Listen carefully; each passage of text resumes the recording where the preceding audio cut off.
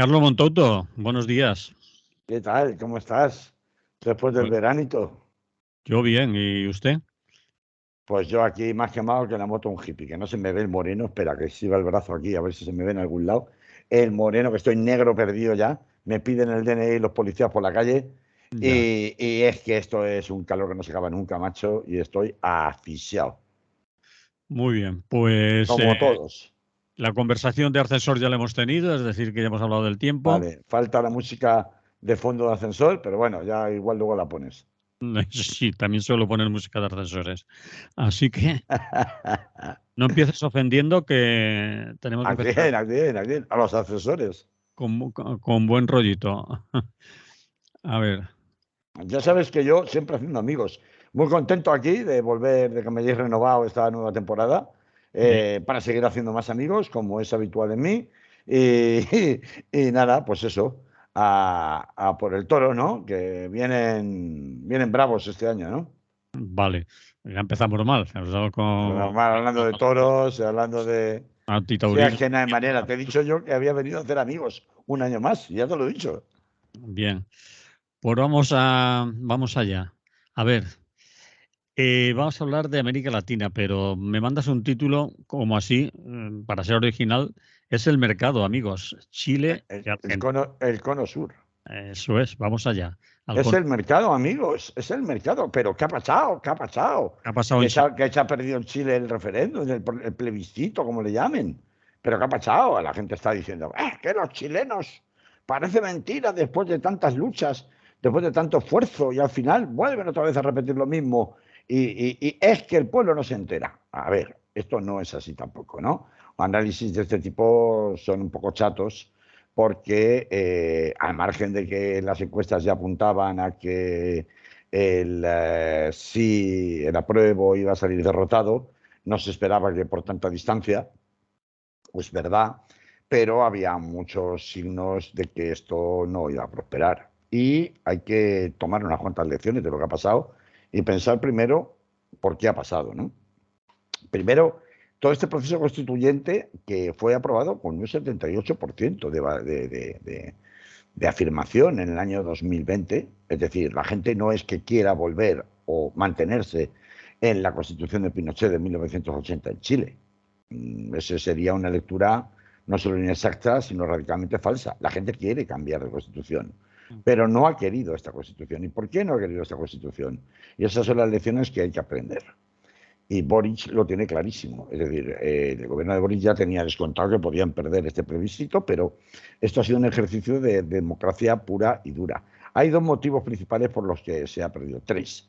El primero de ellos es que todo el proceso constituyente se ha llevado a cabo con una ausencia absoluta de la derecha, porque no era necesaria para sacar adelante ninguno de los pasos previos para llegar a este plebiscito constitucional.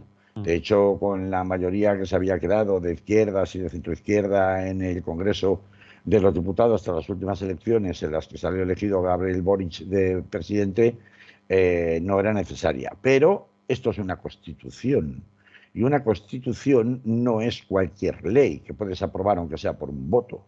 Una constitución implica necesariamente, para que se pueda llevar a cabo de una manera sólida y pueda desarrollarse y permanecer en el tiempo, necesita amplísimos consensos, que en este caso no se han dado, porque además al negociarse constantemente entre el centro izquierda y la izquierda, o las izquierdas, en Chile lo que ha sucedido es que se han mostrado unas divisiones bastante importantes. Esto es un primer punto que nos lleva a una reflexión creo que importante, que es, bueno, nunca había habido un proceso constituyente con una participación tan popular, donde además se había limitado tanto la influencia del poder legislativo y por el contrario se habían introducido otras capas de la sociedad que normalmente no tienen representación. Por tanto, ese camino implica que por estar demasiado escorado hacia las transformaciones radicales nunca podrá prosperar desde el punto de vista de una aceptación generalizada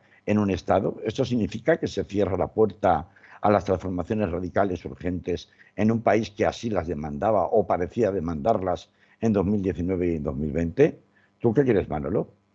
Yo creo que en parte sí, porque la derecha ha dicho que era una constitución muy radical, que estaba dominada por la extrema izquierda y obviamente si ahora entran los políticos y van a entrar porque les va a dar paso Boric, y ya lo ha anunciado, pues nos vamos a encontrar con que determinadas cosas como eso de la plurinacionalidad, de una constitución ecologista, etcétera, etcétera, y lo de género que estaba tan potenciado, lo que más han destacado, quizás la derecha exija que esas cosas, mire, eso no, y puedan conseguir una constitución, Más descafeinada. sí, Claro, pero entonces por no va a una ser lo parte mismo, más no va a ser lo mismo. consensuada.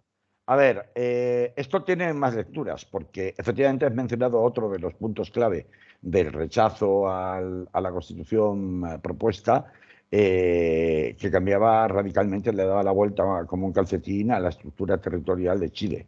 Y Mm. era uno de los grandes, por una parte, avances, pero por otra parte, incógnitas, que era precisamente la nueva relación de los pueblos originarios con el Estado chileno, en donde el concepto de nación chilena, como hasta ahora se había conocido por la sociedad chilena, que es un concepto, el de nación chilena, absolutamente militarista, es decir, hay que recordar que Chile está fundado desde su origen precisamente por los asentamientos militares y tiene donde por tanto el ejército ha tenido siempre un papel muy destacado, no ya en la era Pinochet, sino mucho antes de la era Pinochet, desde el principio de la Constitución chilena. Las grandes gestas nacionales con las que se identifica el país tienen que ver con las guerras, por ejemplo, fronterizas con Perú, en donde el ejército chileno llegó hasta la misma capital, Lima, demostrando un poderío militar que no se conocía en toda la región. Por tanto, esa noción unitaria, centralizada y jerárquica de Estado, era una noción que evidentemente se disolvía no solamente por el tema de la plurinacionalidad, sino por el tema de la gran autonomía que se concedía a los pueblos originarios en su gestión de los recursos públicos. Sin embargo, hay que recordar, y así lo han venido diciendo algunos economistas antes, e incluso de que se conocieran las primeras encuestas que ya daban por delante al no en este referendo constitucional, algunas de estas autonomías están totalmente quebradas. Ni tienen medios técnicos, mejor dicho, ni tenían medios técnicos, ni tenían posibilidades de, por mucho que se les hubiera concedido una gestión de los amplios derechos sociales fundamentales en materia de educación, en materia de sanidad, que propugnaba esta Constitución, hubieran tenido capacidad de gestionarlos de ninguna manera, ni siquiera con el ambiciosísimo plan de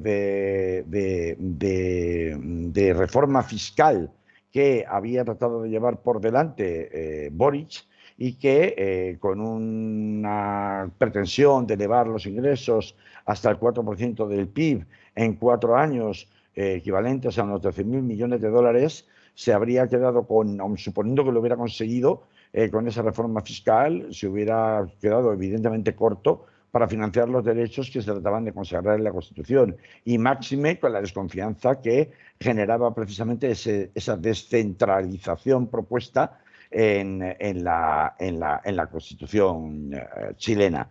Pero además, Manolo, hay que tener presente otra cuestión, y es la campaña constante de noticias falsas que la derecha mediática, al igual que ha sucedido en Argentina, y ahora hablaremos de eso para hablar evidentemente del intento de magnicidio de Cristina Fernández de Kirchner, ha estado volcando como una especie de mantra permanente respecto a que, en definitiva, las cuestiones que se planteaban en la Constitución eran no solamente no financiables, sino directamente irrealizables. Y para ello se han estado mostrando permanentemente, se han estado haciendo campañas sistemáticas en donde el retrato que se hacía del poder constituyente, es decir, de las personas que formaron parte de la Constitución, era gente iletrada, gente poco experta, es decir, ridiculizando la participación popular. Mm. Esto dejándonos a nosotros, que nosotros somos los que sabemos. De Este todas maneras, prejuicio. Carlos, también ha habido alguno de los representantes o constituyentes que ha dado la nota, ¿no? Que les ha dado carnaza a esos medios de Ha dado pie y todos de la izquierda. Es decir, había uno que votaba desde el baño, otro que alegó una enfermedad para borrarse leucemia. Claro, efectivamente, y que en consecuencia de eso disminuyó la capacidad de voto del bloque de izquierdas en las propuestas que fueron saliendo adelante hasta configurarse. Pensaba incluso que ni siquiera serían capaces de conseguirlo un texto articulado que pudiera someterse a referéndum. Es decir, que aquí no hay una sola muestra, una sola causa por la cual pueda decirse, no, porque los chilenos se han vuelto locos. ¿Cómo puede ser que ahora digan que no a lo que hace 20 meses decían que sí y se dejaron la vida en las calles para conseguirlo? No, no es tan así. Es decir, es posible que la izquierda haya cometido errores importantísimos en la gestión de este proceso. Era inevitable. También la propuesta era, no es que fuera ambiciosa, es que no se ha conocido otro igual en el mundo en cuanto a un proceso constituyente como este, y por tanto el bautismo de fuego se tenía que pagar. Y ese bautismo de fuego ocurre generalmente cuando se pretende avanzar en la transformación social a más velocidad que la que el pueblo llano puede admitir, porque se hace demasiado deprisa, no ha habido un trabajo pedagógico suficiente y además que lleva probablemente incluso generaciones y además tienes que competir contra el desmedido fuego de mortero del poder mediático, que ya sabemos en manos de quién está. Estas son lecciones que hay que aprender. Es decir, ¿y esto significa que hay que desanimarse? ¿Significa que no hay que seguir adelante? ¿Significa que, bueno, ya está, se cerró el camino y al final a tragar por los caminos trillados del parlamentarismo burgués democrático con todas las trampas que eso supone? Que es un poco lo que parecía dar a entender del discurso de Boric a la nación cuando se dan a conocer los resultados. Bueno, esto tampoco es exactamente así, porque en todo este transcurso de tiempo, desde el año 2020, que comienza el proceso constituyente, hasta, recordemos que Gabriel Boric solo lleva 5 meses en el poder, que es poquísimo tiempo. 5 o Sí, 6. 5 o 6. Bueno, este año, 2022, ha empezado este año, ¿no? Hay un elemento además sustancial que se me olvidaba comentar y hay que comentar que es para mí muy influyente. Todos los electorados votan en todo el mundo con arreglo al bolsillo. Y en Chile tienen un problema gordísimo. Sebastián Piñera durante el año 2021, para pacificar, donde todavía era presidente, por eso lo de cuando entró Boric en el poder, para pacificar socialmente Chile, recurrió a una estratagema que fue inundar de liquidez al pueblo chileno. ¿Y cómo lo hizo? Lo hizo permitiendo los reintegros a cuenta de las pensiones de los planes privados de jubilación. En Chile no hay como aquí una jubilación pública. En Chile todos los servicios sociales están privatizados y los planes de jubilación, que era uno de los grandes caballos de batalla, reformar tanto el sistema tributario, como antes he mencionado, como el sistema privado de pensiones, que es el hegemónico en Chile, que Boric pretendía, amparándose en el refrendo de esta Constitución, si se hubiera producido, lo que hizo Piñera fue justo lo contrario, permitir incluso bonificar fiscalmente a la gente que pudiera rescatar parte de su dinero invertido en sus planes privados de pensiones, que normalmente es un dinero que no puedes rescatar hasta que no entras en la edad de jubilación. Sí. De manera que el dinero afloró al país como no se había conocido y hubo un gasto brutal. Un gasto que era insostenible, que ha recalentado la economía y que obliga ahora a Boric, durante este año 2022, una vez se han pasado las vacas gordas, a tener que enfriar la economía bajo riesgo de inflación que ya ha empezado a producirse más allá de la coyuntura internacional, como consecuencia del propio recalentamiento interesado de Sebastián Piñera. Claro, ¿cuándo se produce esta votación? Esta votación se produce en un momento en que la economía se ha contraído, en que la deuda pública tiene que restringirse porque no se puede más, porque hay un recalentamiento absoluto, se ha gastado mucho más que el nivel productivo del país permite, porque se ha gastado con base a los ahorros que los ciudadanos tenían invertidos en esos planes privados de pensiones, que han rescatado el plan privado de pensiones y se lo han gastado ahora en vez de esperar a cuando se jubilaran.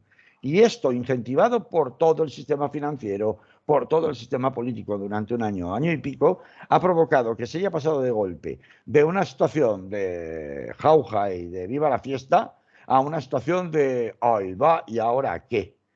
Y esto es vamos, esto es como meter la cabeza en un cubo de hielo. Los chilenos ahora mismo tienen la cabeza en un cubo de hielo y en ese contexto han votado. En un contexto en donde se está diciendo, y eso es el axioma que utiliza publicitariamente la derecha para decir que esto era irrealizable, que esto era imposible de conseguir, se está diciendo, oiga, pero si no es dinero, pero ¿y de dónde se va a pagar todas esas cantidades de derechos sociales que se están pretendiendo asegurar en la Constitución? Pero ¿no ve usted que no hay dinero? ¿Ve cómo esta gente son unos alevines, unos amateurs que no saben de gestión de lo público? Pero es mentira, es una trampa. Esto es un despeñaperros al que se ha lanzado la población chilena con toda alegría y con toda irresponsabilidad en el último año de Sebastián Piñera, que esto hay que decirlo también, porque esto es una de las trampas esenciales para hacer perder las opciones de avance o de progreso cuando tienen que ser consultadas a la ciudadanía, que es provocar que la consulta se produzca en un contexto de recesión económica,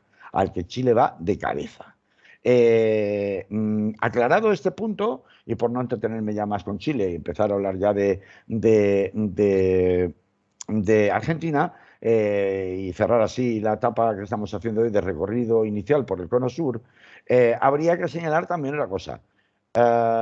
Bueno, vale, no ha funcionado, ha sido una estrategia muy osada, muy bonita, no ha funcionado, pero ¿qué se puede hacer a partir de ahora? Ya está, nos quedamos como estábamos. No, se va a iniciar otro proceso constituyente nuevo. Es lo que Boric ha anunciado. ¿Y se va a anunciar desde las mismas posiciones o se va a iniciar desde las mismas posiciones de inmovilismo del Estado profundo chileno? No.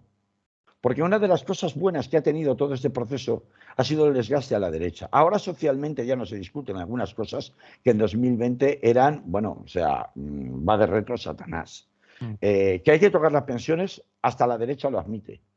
Que hay que blindar los sistemas de protección social, de sanidad y educación, hasta la derecha ya lo admite. No que lo diga en grandes titulares, pero en los debates en el Congreso de la Nación, en la Asamblea chilena, que se han producido a lo largo de todo este proceso constituyente, con participación, como digo, de los partidos de derecha han comprendido y asumido que verdaderamente la población sí está por la labor de esto. Y una de las jugadas que ha utilizado la derecha para derrotar a la línea oficialista en este plebiscito ha sido no aferrarse a que hay que mantener el pasado, que hay que mantener la constitución de Pinochet, ni mucho menos. Todo el mundo en Chile hay un amplísimo consenso y a cualquiera, todo lo que hemos visto en televisiones, de preguntas en la calle, a la gente dice, no, si yo quiero cambiar de constitución, yo no quiero la constitución de Pinochet, pero esta constitución no la quiero, esta no.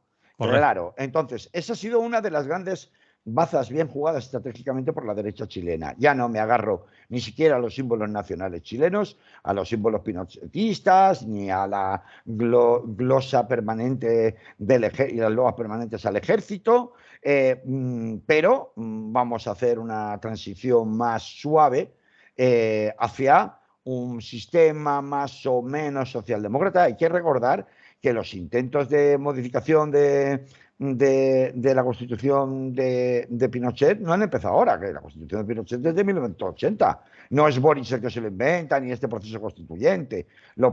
Esto ya había sido intentado por Bachelet, antes de Bachelet había sido intentado por el señor Lagos, que fue presidente de Chile con anterioridad. Es decir, que la necesidad de modificar esa Constitución es ampliamente compartida por la mayoría de la población chilena, incluyendo la derecha. Si quieres, más allá de los nostálgicos pinochetistas, ¿no? Pero sí la derecha más ¿cómo lo diríamos?, más cosmopolita, ¿no?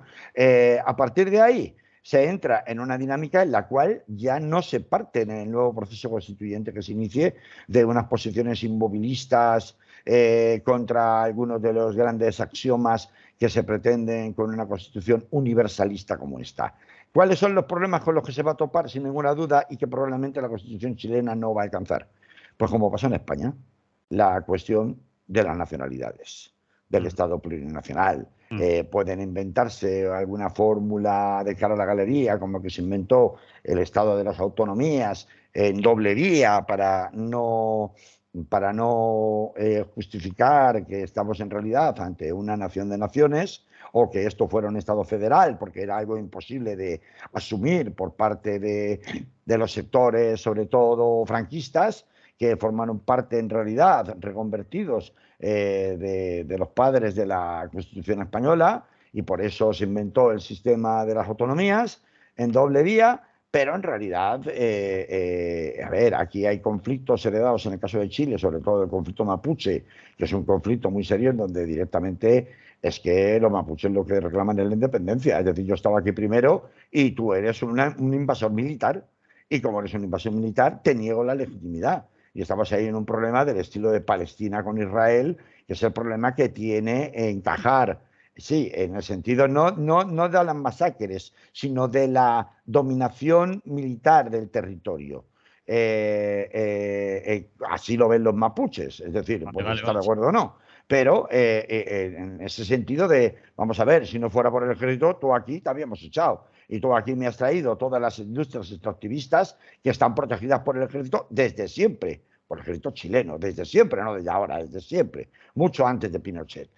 Por tanto, este encaje de posiciones tan enfrentadas desde el punto de vista nacionalista es uno de las grandes patatas calientes que no sé cómo resolverá el próximo proceso constituyente chileno, pero que bueno, esto ha sido un baño de realidad, un ejercicio de realidad muy importante, sobre todo para la izquierda, y yo creo que se deberían aprender muchas lecciones por parte del resto de las izquierdas, que sí, que se ha conseguido desbloquear del pasado a una sociedad tan jerarquizada como la chilena, pero no se puede avanzar en las transformaciones sociales tan rápido como se querría, porque las sociedades no están preparadas para hacer cambios tan radicales y tan rápidos, salvo que lo hagas por la fuerza, como pasó, pues yo que sé, con la revolución bolchevique, por poner un ejemplo, ¿no?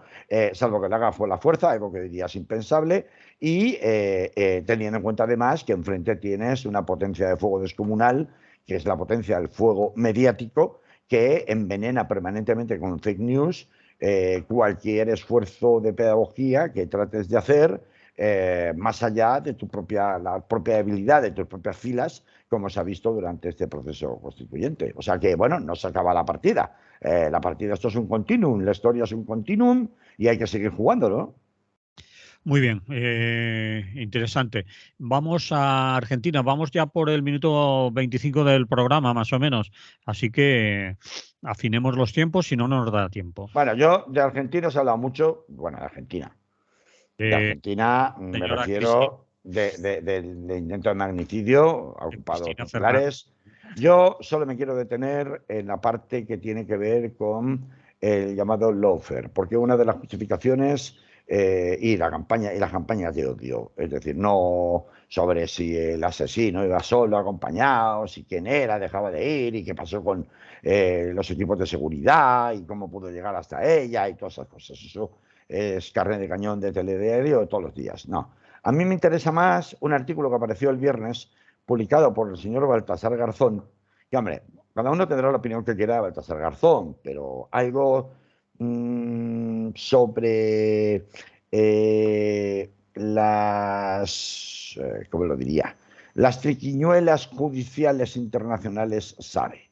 Y algo, por muchas razones, no porque haya sido juez de la Audiencia Nacional, sino por precisamente el papel destacado que ha tenido después, claro, no solamente en la defensa del señor de Wikileaks, sino también porque ha formado parte de distintas comisiones para la paz, para la verdad, para el esclarecimiento de la verdad, etcétera, etcétera. De Argentina, Baltasar Garzón sabe bastante. Bueno, el artículo apareció en público, creo que fue el viernes pasado, se llamaba Lawfare contra Cristina o el Sanedrín argentino. A ver, yo doy ya directamente la fuente, no que lo vaya a leer, cada cual que lo lea, el que le interese, pero doy la fuente básicamente porque este tipo de informaciones tiene que ser gente que esté muy metida dentro del mundo judicial que las puede facilitar. Desde fuera es imposible saberlas. A ver, bueno, creo que todo el mundo habrá escuchado que A Cristina Fernández de Kirchner le piden 12 años de prisión, recientemente además. E inhabilitación total para ejercer cargo. Exactamente. También sabréis que es vicepresidenta del gobierno argentino, pero que pretende postularse para las próximas elecciones. Sí. Y que esta petición fiscal, pues lo que haría sería definitivamente inhabilitarla, impedir que se presente, como se hizo con Lula, como se hizo con Evo Morales, como se ha hecho con más gente, ¿no? Por tanto, cuando hablamos de lawfare, es decir, la instrumentalización de la justicia para eliminar al rival político a través de causas judiciales sin fundamento, pero que permiten mantener un desgaste permanente en los medios de comunicación afines de la imagen pública de ese personaje público, pues lo que viene a contar Baltasar Garzón aquí es que Cristina había sido procesada en más de 12 ocasiones y en casi todas ellas con la intervención de los mismos fiscales y jueces, todos ellos con probados vínculos con el anterior presidente Mauricio Macri, que es quien personifica como antiguo alcalde de Buenos Aires, antiguo presidente de Boca Juniors, un tipo extremadamente popular, sobre todo en la capital, Buenos Aires, y en la provincia de Buenos Aires, que tiene multitud de poblaciones muy pobladas, no solamente en Buenos Aires. Cuando hablamos de Buenos Aires está Capital Federal, que es la ciudad de Buenos Aires, pero luego la provincia de Buenos Aires tiene toda un área metropolitana gigantesca alrededor, tan poblada o más que la propia capital federal y tan influyente o más que la propia capital federal. Bueno, Mauricio Macri es quien personifica las opciones de derecha antiperonistas, además de que fue presidente del gobierno, presidente de la República, perdón, en una época anterior, ¿no? Fíjate, Manolo, que en la causa vialidad, que es por la que la líder peronista está siendo acusada de supuestas irregularidades por corrupción, los hechos habrían ocurrido hace más de 15 años y aunque nunca fueron probados en 15 años, es ahora cuando se le piden 12 años de prisión e inhabilitación. ¿Por qué ahora? Pues porque se presenta blanco y en botella leche. Pero es que además, y esto son alegaciones, como digo, intríngulis del propio contubernio fiscal judicial que tiene montado en Argentina, que con nombres y apellidos cuenta Baltasar Garzón, el juez Gustavo Hornos, que es el integrante de la Sala Cuarta de la Cámara de Casación Penal y que es quien dicta el auto de procesamiento por la petición del fiscal Luciani de 12 años de prisión por esos hechos sucedidos 15 años atrás, este señor, quien firma, como digo, el juez Gustavo Hornos, ese auto de procesamiento, que es el que abre el enjuiciamiento definitivo de Cristina Fernández de Kirchner, asimismo como otros jueces del tribunal que están juzgando en otras de las causas a la vicepresidenta y también jueces del Tribunal de la Casación, frecuentemente visitaban a Macri en su residencia presidencial cuando era presidente y luego en la privada. Y jugaban al tenis y al fútbol juntos con el fiscal Luciani, que es quien personifica la mayoría de las acusaciones públicas que se mantienen contra ella. Es decir, y termina Garzón, y con esto ya me salgo del tema Garzón, una verdadera camaradería política que une a jueces y fiscales con el poder político conservador más retrógrado de los últimos años en Argentina. Hombre, siempre se ha dicho que la mujer del César, además de serlo, tiene que parecerlo. No pareces muy independiente cuando las reuniones entre los mismos jueces y fiscales que están juzgando los mismos asuntos son constantes y además en la finca particular del señor Macri, ¿no? Y esto además hasta ahora mismo. Hay que recordar que a Cristina Fernández de Kirchner han aparecido vallas publicitarias, porque esto ha dado pie a un desgaste constante, vallas publicitarias donde se le acusa de haber pactado con Putin, se le acusa de ser culpable de 35.000 muertos, y esto aparece en vallas publicitarias constantemente en la ciudad de Buenos Aires.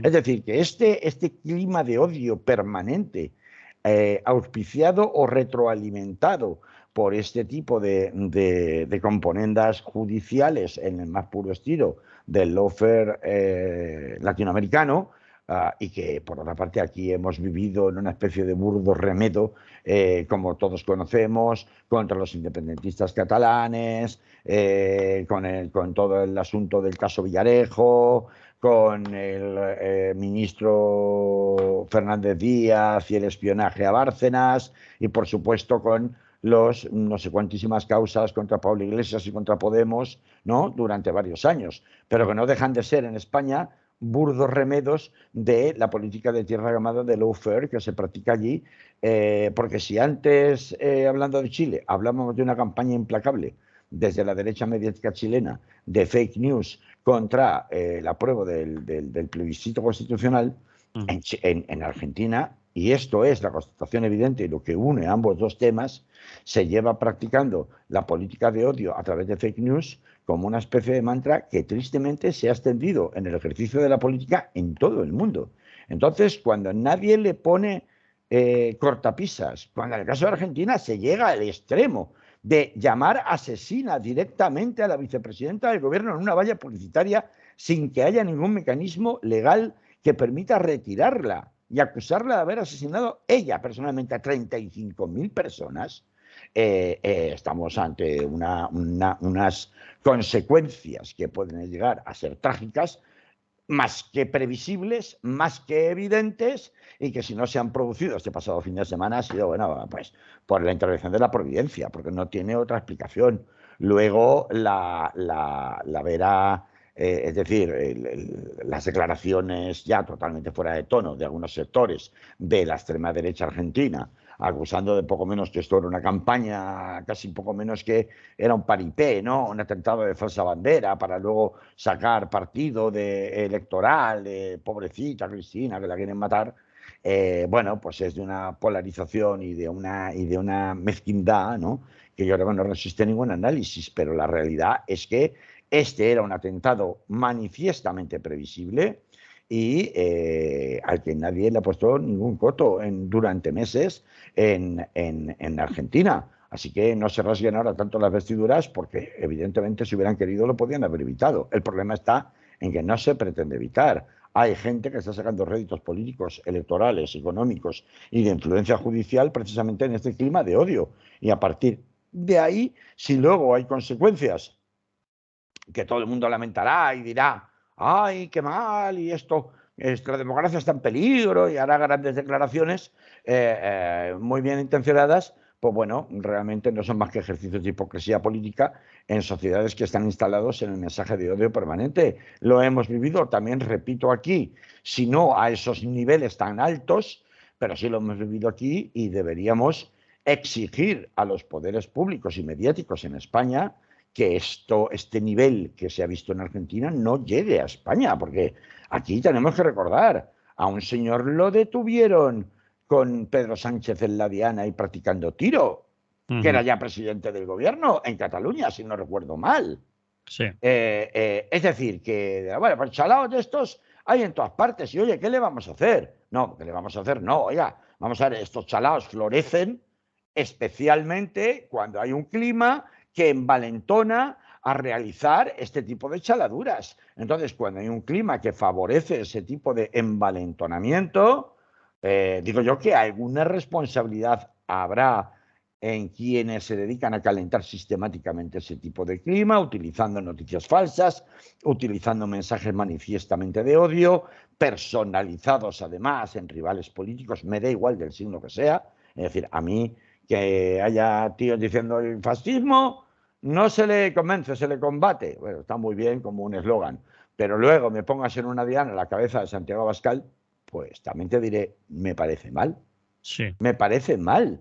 Quiero decir, porque me estás entrando en el mismo discurso de aquellos que sí que viven a gusto con el discurso del odio. Y puede que haya gente que me esté escuchando ahora o que nos esté viendo, Manolo, en Facebook y diga, pues yo no estoy de acuerdo. Oye, pues yo sí que, oye, pues que se fastidie, porque total, que reciba de su merecido, ¿no? Pero esto es entrar en un bucle, en una dinámica en donde verdaderamente acaba resultando nocivo, porque entonces cualquier pelanas en un momento dado se puede autoinmolar, matar a no sé cuántos, en fin, hacer barbaridades como las que hemos visto por puro fanatismo, aunque sea de otra índole, Pues en el metro de Atocha, y hemos visto en las Ramblas de Barcelona, etcétera, etcétera. Es decir, con víctimas inocentes, aunque bueno, en realidad las víctimas mortales siempre son inocentes, porque nadie puede arrogarse la facultad de privar de la vida a otro ser humano, ¿no? Así que yo creo que lo que ha pasado con Cristina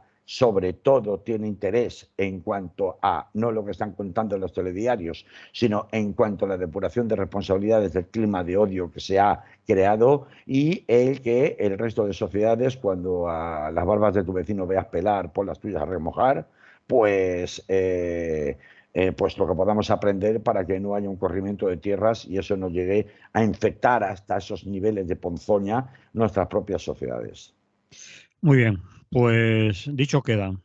Otro tema. Dame un segundo, Manolo, o mientras tanto lo anuncias, que voy a ver si ilumina un poco esto, que de pronto llega una nube y me ha tapado el sol y no me veo nada. Espera un segundo. Vale, pues mientras tanto, Carlos ilumina el estudio, que no su mente. Ya estoy. Estaría iluminada, vamos allá. Sí. Illuminati, más bien.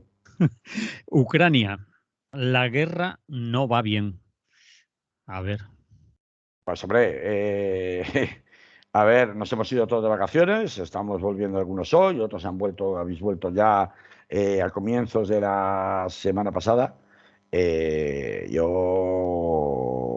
como todos, creo que nos hemos tomado en general un descanso de lo que tenía que ver con la guerra de Ucrania. Un descanso, quiero decir. Sí, te dan las noticias y coincidías con algún telediario comiendo, cenando, pues veías, pero te entraba por un oído, salía por otro. Esto ya no es ninguna novedad mediática, ya no se abren los telediarios con la guerra de Ucrania, salvo que pase algo especial, haya alguna noticia de especial relieve, y ahí está, indefinidamente.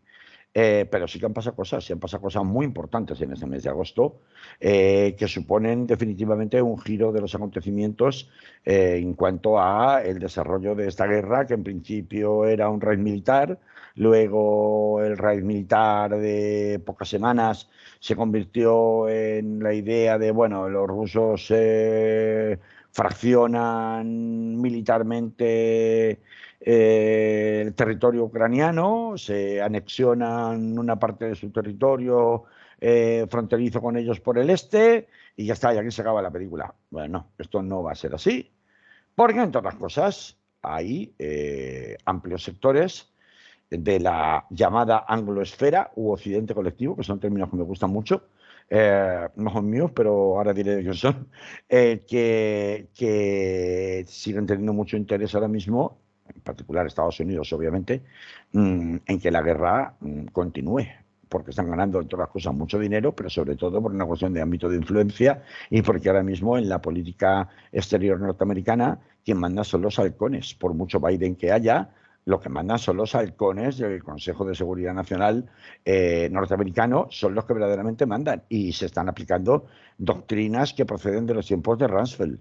Es decir, que no hay ninguna diferencia con la política exterior hegemónica que practicaba la familia Bush de la política exterior hegemónica por la fuerza, es decir, por la vía militar que está practicando Joe Biden. Y ahí se enmarcan las campañas de provocación a China para forzarla a todos los medios a dar una respuesta militar en Taiwán, como hemos visto. Tú lo sabes, Manolo, ¿no? Con la visita Nancy Pelosi, con las maniobras militares, con las declaraciones altisonantes, antes incluso de eso ya con la penetración de la revolución de los paraguas en Hong Kong. Es decir, que todo eso, recordemos que la revolución de los paraguas en Hong Kong es verdad que empieza todavía con Donald Trump en el poder, pero cuando se pone verdaderamente brava y fuerte, es ya bajo mandato de Joe Biden. Hasta aquí sería un poco el mapa geopolítico general del por qué tenemos guerra para rato y qué se nos viene este invierno. Bueno, sí, aparte de los presagios superagoreros de, pues, oye, que va a haber un gran apagón en Alemania. Y es posible que lo haya. Muchos medios económicos así lo registran. Bueno, no, porque la Unión Europea va a topar el precio del gas. Pues sí, pues que tope lo que usted quiera, a buenas horas mangas verdes, pero y veremos si lo sacan adelante o solo lo sacan adelante para unos sí, para otros no. Es decir, esto ya la Unión Europea se ha convertido en un plan a la carta. Lo que es importante es que ya todo el mundo tiene previsto que va a haber un otoño súper caliente de protestas sociales en toda Europa, porque efectivamente la factura de la guerra ucraniana la está pagando la clase trabajadora y la clase media europea. La está pagando. Eso vamos a ver cuánto tiempo. Las tesis oficiales que vocean permanentemente, todos a una fuente ovejuna, los medios de comunicación europeos, que son las tesis de la anglosfera, que son Estados Unidos y Gran Bretaña, ¿no?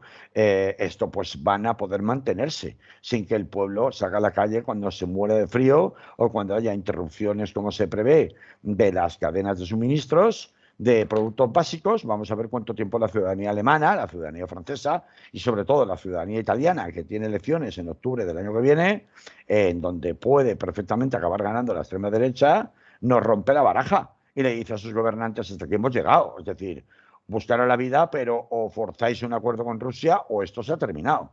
Hasta ahora esto no está pasando así. Y para que esto no pase, y ahí vienen los elementos, digamos, nuevos que se han producido durante este mes de agosto en el devenir de esta guerra interesada en que se perpetúe durante el suficiente tiempo para Estados Unidos e Inglaterra, hay una serie de peligros que tienen que ver con la necesidad de vender éxitos militares urgentes por parte del ejército ucraniano. Todos hemos oído hablar de Zaporilla y todos hemos oído hablar del contraataque con Gerson. Bueno, yo tengo que pediros recomendadamente a todos los que queréis seguir con una fuente distinta que la que en castellano además de la que normalmente obtenemos o podemos ver en el panorama informativo europeo. Y no me refiero solo a las televisiones, me refiero a agencias de noticias, me refiero a medios de comunicación medianamente consultables, sean de un signo político partidista o de otro. Yo me gustaría que la gente se apunte a este nombre, Cristian Zirilli. Cristian Zirilli, escrito Cristian con CH y Zirilli con C y con dos Ls, Zirilli. Cristian Zirilli es un analista político argentino. Mira, hablando de Argentina, este señor forma parte de un colectivo de defensores de la libertad de expresión en Argentina. Tienen una serie de podcasts y programas de radio bajo el nombre del Club de la Pluma, que es bastante conocido en América Latina. Sí, tenemos un compañero, Bruno Lima Rocha, que está también en el Club de la Pluma. Pues Cristian Zirilli es compañero suyo. Este señor lo que no hace es tragarse tal cual las informaciones que proceden de la esfera, de la anglosfera, del occidente colectivo, como le llama él. Y de una manera muy documentada trata de contrastar la información que se suministra en el occidente colectivo con la información que se suministra desde Rusia, hasta donde le es posible. Y entonces nos explica que de manera prácticamente periódica, todas las semanas, a través de Facebook lo podéis seguir, explica cosas como que un posible contraataque, que es lo que se está vendiendo actualmente para de esta manera justificar el anhelo de los pueblos europeos que están apoyando la guerra y apoyando a Ucrania porque pobrecito ha sido el pueblo invadido, pues explica datos que son objetivos y objetivados que demuestran que las posibilidades de que haya un contraataque que verdaderamente se oponga a un triunfo militar estable para Ucrania son igual a cero, son una ilusión, son propaganda de guerra. Porque dice, Ucrania tiene más del 20% de su territorio invadido, tomado y consolidado, que encima está en proceso de anexión, porque sabemos que hay ya iniciados muchos procesos de anexión a Rusia de los sectores de población en el Donbass que han sido conquistados por los rusos. Tiene su PIB reducido en un 30-35% y su moneda está devaluada en un 30% frente al dólar. Perdió la península de Crimea, todo el mar de Azov y la desembocadura del estratégico río Dnieper, aparte de todo el Donbass, que asegura el 40% de la producción de carbón en momentos donde el gas ruso ya no fluye, con lo cual, precisamente, si fueran a tirar mano de la extracción de carbón, como ha hecho Alemania, por ejemplo, no podrían, porque precisamente el sector del carbón está en manos rusas. Hablando de gas, dejó de percibir ingresos por peaje del gas natural ruso a Europa Occidental, que representaba nada menos que el 2% de su Producto Interior Bruto por el simple tránsito, por el peaje que Alemania le pagaba a Ucrania por el tránsito del gas ruso a través de Ucrania. Sus tierras fértiles están extranjerizadas en manos de multinacionales estadounidenses. Más del 15% de su población está desplazada. La infraestructura militar e industrial está severamente dañada. Las bajas están haciendo difícil el reclutamiento de fuerzas jóvenes que, aun cuando se consigan, carecen de experiencia y preparación. Y, de hecho, ha habido un incidente hace poco en donde un grupo de jóvenes ucranianos trataban de salir del país por un puesto no habilitado fronterizo hasta que fueron retenidos precisamente para huir de su participación en la guerra. Es decir, esta idea que vende Zelensky permanentemente y que nos amplifican constantemente a través de los telediarios y de las radios y de los periódicos, de que ahora nosotros ya no nos conformamos con llegar a un acuerdo, ahora solo nos conformamos con la victoria, vamos a ganar. Y este tipo de tonterías son tonterías propias de alguien que está desesperado, porque sabe que se la juega. Y se la juega muy mucho si se llega a un acuerdo. De hecho, hay muchas sospechas, aunque solo son conjeturas, claro, va a ser muy difícil de demostrar, de que esta guerra podía y debía haber terminado el quinto día con el primer encuentro que estaba ya muy avanzado de paz, que se celebró, si no recuerdo mal, en Turquía o en Bielorrusia, entre la delegación ucraniana y la delegación rusa. Y cuando volvieron, después de haber alcanzado un preacuerdo prácticamente en todos los temas que hubiera puesto fin a la guerra, el principal negociador, el jefe negociador de la delegación ucraniana, fue depuesto de su cargo y en paradero desconocido actualmente.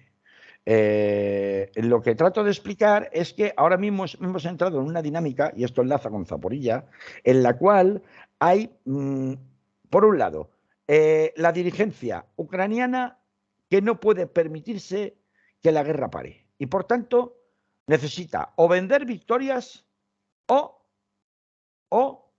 realizar a cabo operaciones tan arriesgadas como, por ejemplo, bombardear los alrededores de Zaporilla para facilitar que efectivamente acabe imponiéndose una misión de paz internacional en la zona que saque de la central nuclear a las fuerzas rusas que la tienen bajo su control y la recuperen como fuerza energética. Recordemos que la central nuclear de Zaporilla es la mayor central nuclear de toda Europa, no cualquiera. Por tanto, como no va a poder sacarlos por la vía militar, trata de sacarlos con operaciones arriesgadísimas como la del bombardeo de los alrededores de Zaporilla, y de hecho una de las evidencias más claras de la participación de Ucrania en esos bombardeos a los que se acusa permanentemente, todavía sin explicar que gana Rusia bombardeando su propio territorio que tiene bajo control, es que desde que ha llegado la misión de observación de la Agencia Mundial Nuclear a Zaporilla, han cesado de caer misiles. ¿Por qué será?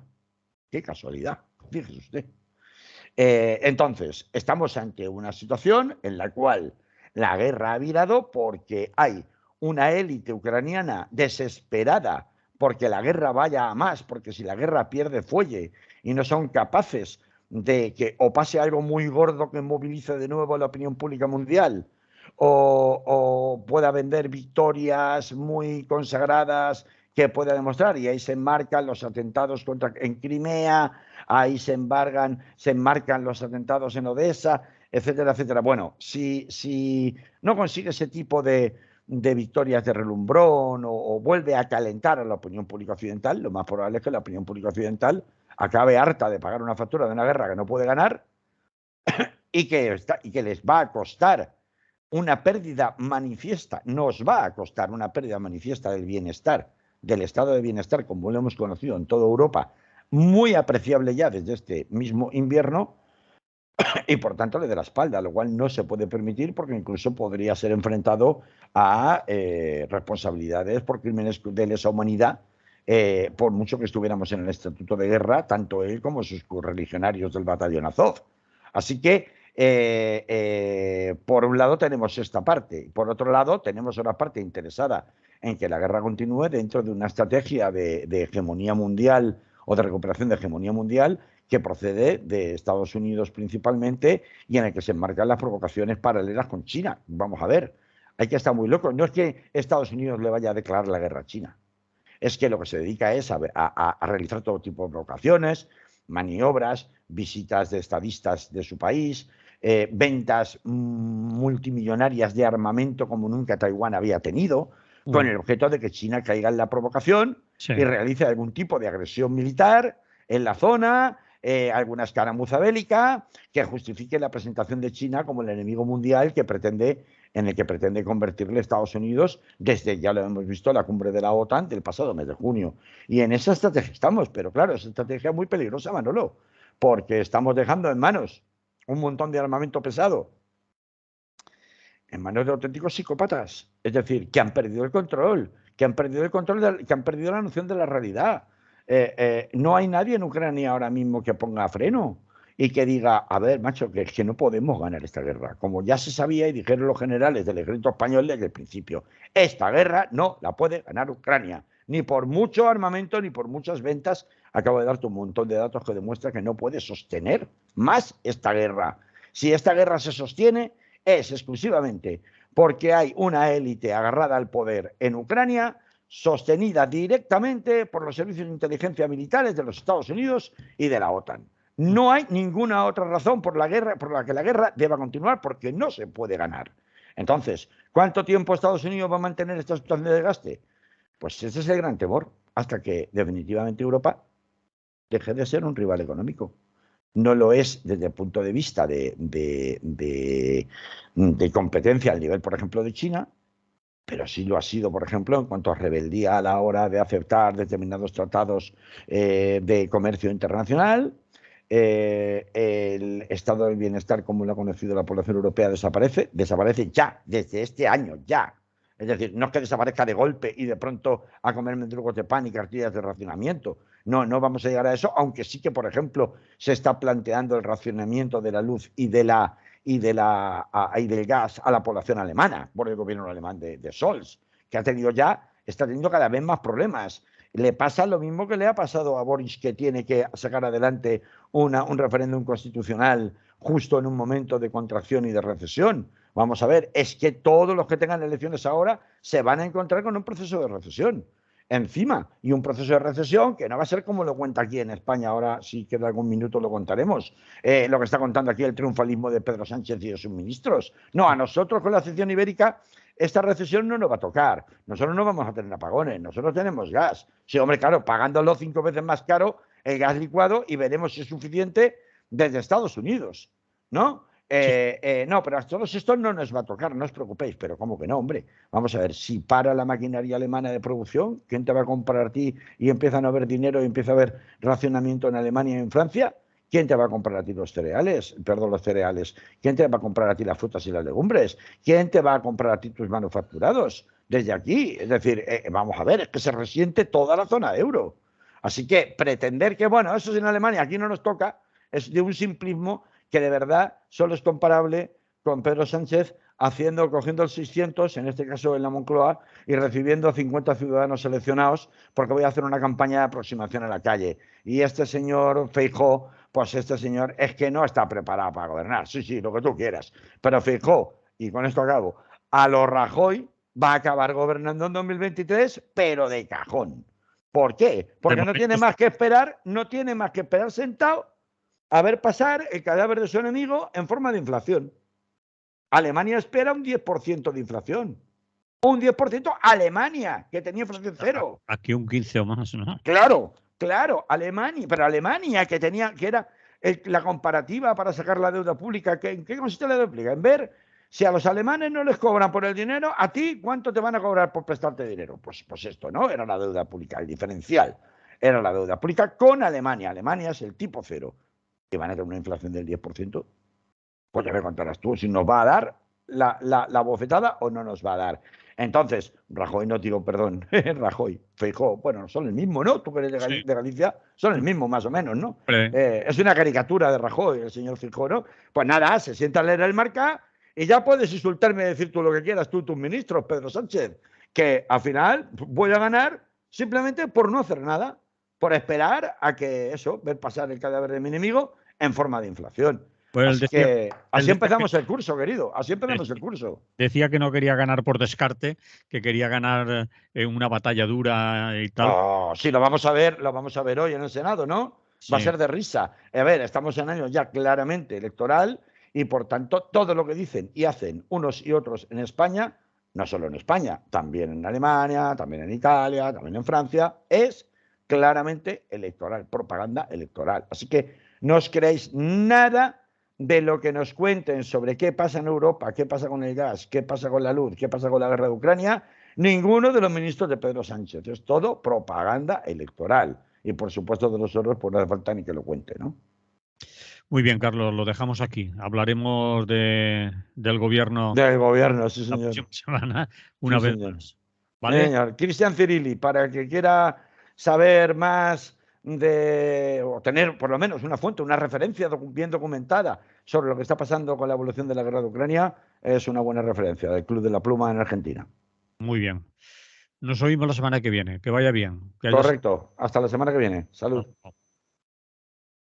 Muy bien, nos hemos ido ya de la radio, Carlos, que vamos a... Joder. Sí. Y de aquí también, macho, que me voy Sí. directamente a la ducha a ver si se me quitan los calores que tengo, porque hay que ver, macho, qué calorazo. Dios, No ya sé será la que es menopausia, conversación de ascensor, pero no es que será la ya... menopausia, Carlos, la Sí, calor la pitopausia, interior. la pitopausia, la ¿Qué pitopausia.